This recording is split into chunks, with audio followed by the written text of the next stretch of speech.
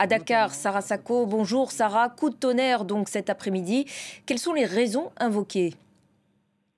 Alors écoutez, le président, en s'adressant à la nation, a évoqué le conflit ouvert depuis quelques jours entre le Conseil constitutionnel d'un côté et l'Assemblée nationale. Le Conseil constitutionnel, qui est la plus haute instance judiciaire du pays, est en quelque sorte l'arbitre de cette élection. Alors lui parle de conflit ouvert sur fond d'accusations de corruption de juges, puisque effectivement il y a eu donc des plaintes de la part de certains candidats d'avoir été éliminés de la course à la présidentielle. C'est des candidats qui accusent donc ces juges de connivence et d'avoir touché des pots de vin. Il a rappelé qu'une commission d'enquête a été mise sur pied pour faire la lumière sur ces faits.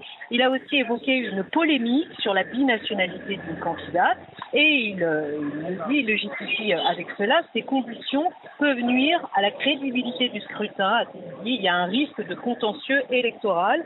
Et donc, en disant vouloir éviter de nouvelles crises au Sénégal, en référence à ces violences meurtrières qui ont ponctué le pays ces 2 dernières années, il annonce donc un report. Et d'ailleurs, il ne prononce pas le mot. Il parle d'abroger le décret qu'il avait pris et qui convoquait le soir électoral du 25 février. Il n'a pas donné de date, il n'a pas précisé donc quand ce scrutin aurait lieu. Il a précisé par contre que son engagement à ne pas se présenter n'était pas remis en cause et il a parlé, donc il a appelé de ses voeux un dialogue national. Donc voilà pour l'essentiel de son discours. Vous le disiez, c'est une première au Sénégal, une situation inédite, un véritable coup de tonnerre à quelques heures de la campagne, puisqu'elle devait démarrer ce samedi à minuit, très exactement.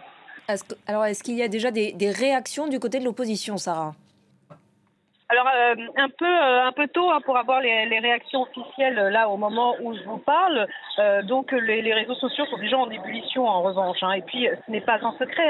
Le parti d'Ousmane Sonko, donc qui est l'opposant principal ici au Sénégal, était absolument opposé littéralement à tout report de cette élection, puisque la rumeur enflait ces derniers jours.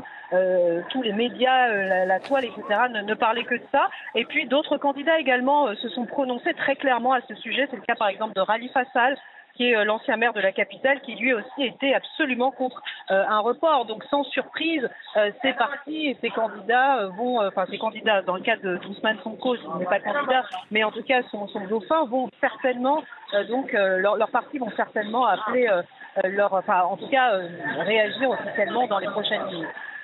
Merci beaucoup Sarah pour vos explications depuis Dakar.